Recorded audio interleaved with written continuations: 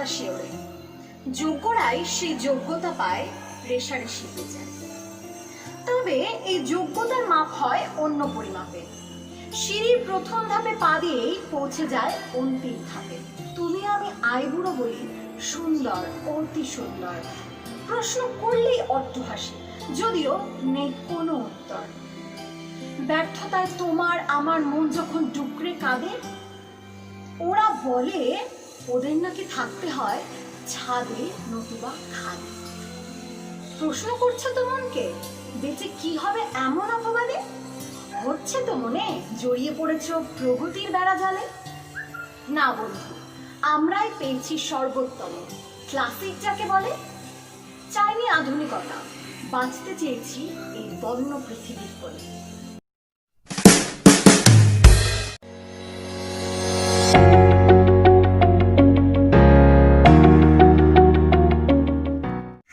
Hello dear friends, welcome to all two creative mind.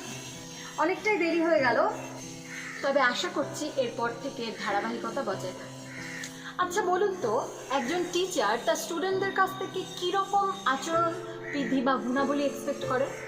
কীরকমই বা গুণাবলী expect করে তার বাবা মারা তাদের সন্তানদের প্রতি? আর সেই সন্তান সন্ততি বা স্টুডেন্টই বলুন, তারাই বা কীভাবে এই দুটোকে ব্যালেন্স করেও নিজের সত্তা বজায় রাখে? তো এই নিয়েই আজকের গল্প। আশা করি তোমাদের গল্পটি খুব ভালো লাগবে। তার জন্য please stay tune and here with us. আমি অধীশ্বর চক্রবর্তী, ঈশ্বরপ্রিয় উচ্চ বালক বালিকা বিদ্যালয়ের প্রাক্তন প্রধান শিক্ষক মহাশয়। জীবনের সিংহভাগ আমি শিক্ষকতার মধ্য দিয়েই কাটিয়েছি। বাবা শ্রী অধিদেব চক্রবর্তীও প্রাথমিক বিদ্যালয়ের একজন শিক্ষক ছিলেন। বস্তুতই আমার শৈশবটাও কেটেছিল তার মুখে শোনা বিদ্যালয় ও শিক্ষার্থী সম্বন্ধীয় অনেক অভিজ্ঞতার কথায়। যদিও তখন বিদ্যালয়ের দৃশ্য বিবরণীটাই ভিন্ন ছিল। বিদ্যালয়গুলি ছিল শিক্ষক কেন্দ্রিক। শিক্ষকরাই বিদ্যালয়ের সর্বেসর্বা পরিগণিত হতেন। তারাই ছিলেন শিক্ষার্থীদের পথপ্রদর্শক। শিক্ষার্থীদের কাছে মাতা পিতার পরে শিক্ষকরাই ছিলেন দ্বিতীয় মাতা পিতা। বিদ্যালয়গুলির পরিবেশ আদর্শ পরিকাঠামোতে সজ্জিত হয় শিক্ষার্থীদের সকল চাহিদা পূরণে সক্ষম হতো। সর্বোপরি শিক্ষকতা ছিল একটি ব্রত, যা শিক্ষার্থীদের অন্তঃকরণ সুদৃঢ় করত। পেশা নয়, যা দেয়া নেওয়ার একটি জটিল ব্যবসায়িক প্রক্রিয়া ছাড়া আর কিছুই নয়। তবে এখন তার বিস্তর পরিবর্তন হয়েছে। বিদ্যালয়গুলি এখন এক একটা ব্যাটেল ফিল্ড, আর এই ব্যাটেল ফিল্ডগুলিকে সক্রিয় রেখেছে শিক্ষক ও অভিভাবকের যৌথ প্রয়াস। বলাই বাহুল্য, এখানে তারা ওয়ারমঙ্গারের ভূমিকা পালন করে শিক্ষার্থীদের যুদ্ধের কৌশল শেখাচ্ছে এবং প্রস্তুত করছে এক ধ্বংসাত্মক যুদ্ধের জন্য। আর এখানে শিক্ষার্থীরাই হলো সেই সৈন্য যারা যুদ্ধের এই প্রস্তুতিতে নিজেদের খাওয়া দাওয়া, আনন্দ, বিনোদন, স্বাস্থ্য নির্বিশেষে তাদের শৈশবটাই হারিয়ে ফেলছে। আমি জানি আমার এই কথাগুলি অনেক শিক্ষক ও অভিভাবকদের ব্রহ্মতাল উত্তপ্ত করবে। তবে যে পরিপ্রেক্ষিতে আমি এই কথাগুলি বলছি তার একটা বিস্তর কারণ রয়েছে। আর আমার মতে এই কারণগুলি প্রত্যেক শিক্ষকের সাথে বারবার হওয়া উচিত, যা তুচ্ছ হলেও দৃষ্টিভঙ্গির পরিবর্তনে সাহায্য করে এবং ভালো কিছুর প্রয়োগ উদ্বুদ্ধ করে। বিষয়টা একটু খোলসা করেই বলা যাক। দিনটা ছিল ডিসেম্বরের দ্বিতীয় শনিবার। হাফ ডে ছিল। আগের সপ্তাহে রেজাল্ট আউট হয়েছিল এবং বেশ কিছু ছাত্রছাত্রী ফাইনাল ইউনিট টেস্টে কৃতকার্য হতে না পারায় ওই দিন চতুর্থ পিরিয়ডের পর ক্লাস 7-এর একটি গার্জেন মিটিং ছিল। প্রথম কয়েকটি অভিভাবকের সাথে বাক্যালাপের পর তাদের বিদায় দিলাম। লক্ষ্য করে দেখেছিলাম অভিভাবকদের মধ্যে সন্তুষ্টির অভাব ছিল না। টেবিলের একপাশে জমে থাকা কিছু পেপার ওয়ার্কস কমপ্লিট করে সবে উঠেছি। ঠিক সেই সময় আরো একটি স্টুডেন্ট তার বাবা ও মাকে নিয়ে উপস্থিত। May I come in, sir? Yeah, please come and be seated. Thank you, sir. আমি অরিত্রিকা ত্রিবেদী, তথাগতর মা। ও ক্লাস 7-এর সি সেকশনে পড়ে। বলুন আপনাদের কি সমস্যা? স্যার, তথাগত এবার খুব বাজে রেজাল্ট করেছে। প্রত্যেকটা সাবজেক্টে ভালো পেয়েছে অ্যাজ ইউজুয়াল, কিন্তু ল্যাঙ্গুয়েজে এত খারাপ কি করে করলো এটা একদম আনএক্সপেক্টেড। আসলে আমি নিজেই ওকে গাইড করি এই ল্যাঙ্গুয়েজ সাবজেক্টগুলোতে। স্যার কাইন্ডলি একটু বিষয়টা দেখবেন। আসলে আমি নাম্বার নিয়ে এতটুকুও কনসার্ন নই, তবে কেন সে নাম্বারটা ড্র করতে পারলো না বা ওর কোথায় কমতি রয়েছে সেটি দেখবার। নিশ্চয়ই। তা তথাগত কত পেয়েছো তুমি? স্যার বেঙ্গলিতে 25 আফটার 50 আর ইংলিশে ভয় নেই, বলো ইংলিশে কত পেয়েছো? ইংলিশে 30 স্যার। হ্যালো অচিন্তবাবু, আচ্ছা ক্লাস 7-এর বাংলা খাতা তো আপনিই চেক করেছিলেন তাই না? নিয়ে আসুন তো দেখি একবার। ও, যাওয়ার সময় বিলাসবাবুকেও ইংলিশের খাতাটি নিয়ে আসতে বলুন প্লিজ। অনেকক্ষণ ধরে খাতা দুটো খুঁটিয়ে দেখেছিলেন তথাগতর মা। প্রায় মিনিট 15 পর এক অস্বাভাবিক হতাশা তার চোখে মুখে ফুটে উঠেছিল। বাংলা ও ইংরেজি দুটি রাইটিংয়েই আনএক্সপেক্টেড নাম্বার। অফিস রুমে তখন একটি অপার্থিব নীরবতা। মিসেস ত্রিবেদী প্রশ্নাতীতভাবে আমার দিকে তাকিয়ে প্রশ্ন করেছিলেন, এটা কি করে হতে পারে স্যার? ও বাংলা রাইটিংয়ে 2 আউট অফ 10 আর ইংলিশ রাইটিংয়ে 4 out of 10। How can it be ever possible? কোথাও কোনো লাল কালির চিহ্ন নেই, অথচ এত কম নম্বর।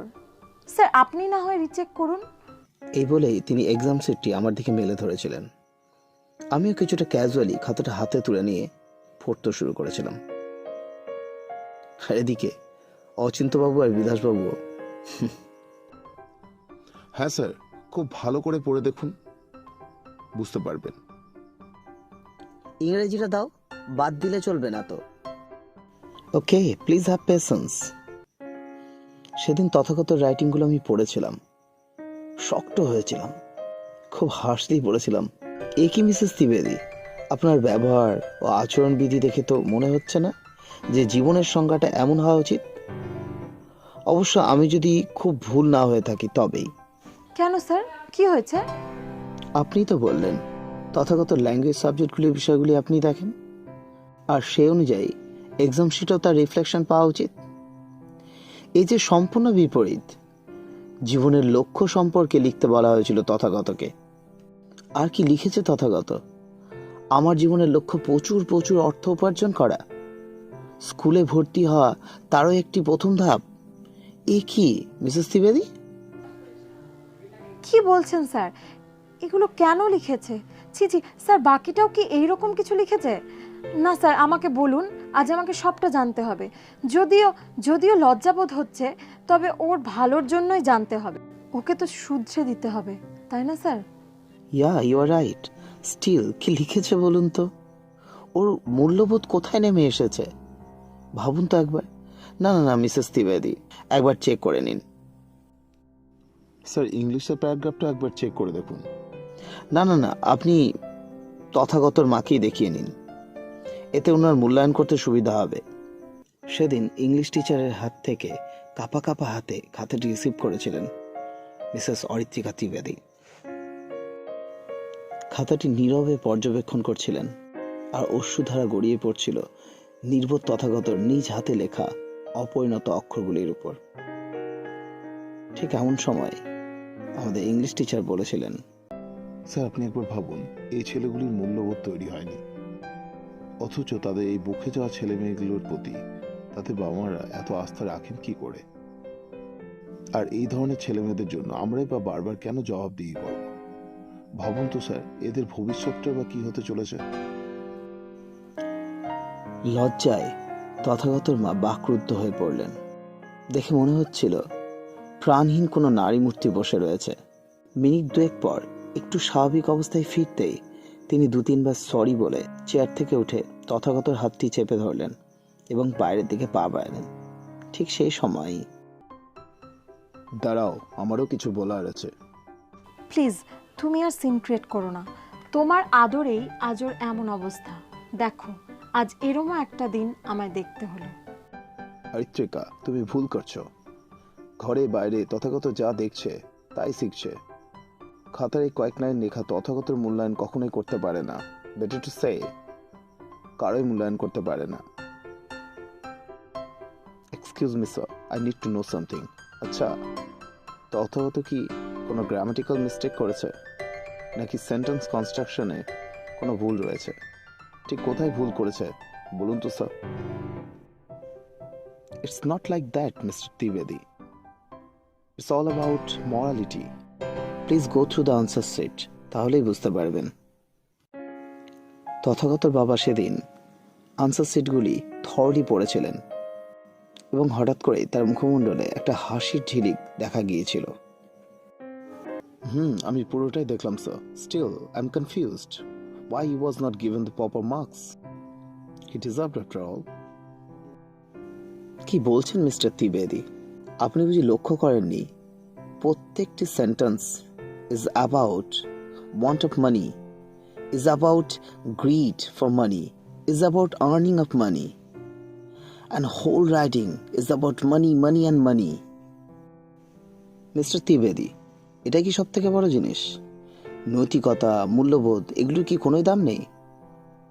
As you know, Mr. Trivedi, morning shows the day. Don't forget that.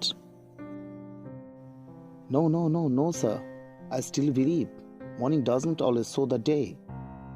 আর মরালিটির কথাই যদি আপনি বলেন স্যার, তাহলে সেই জায়গাটাও মানি সেন্ট্রিক। কেননা যেদিন আমার পকেট পরিপূর্ণ থাকে সেদিন আমি ভিখারিকে দিতে ভালোবাসি।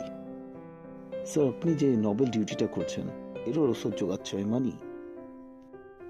স্যার, কেভিং ফর মানি অর্থ লিপসা, অর্থ চাহিদা, যাই বলুন, সেটা ঠিক চকলেটের মতো, যা নৈতিকতার সুন্দর র্যাপারে ঢাকা থাকে। কিন্তু দেখুন স্যার, র্যাপারটা কিন্তু সর্বদাই পরিত্যক্ত। আমি কিন্তু আজ পর্যন্ত কোনোদিনও তথাগতের মধ্যে কোনো নেগেটিভিটি লক্ষ্য করিনি। রাদারও বোঝে আমার হার্ডশিপটা। বাবা হিসাবে এর থেকে আর বেশি কি চাই বলুন?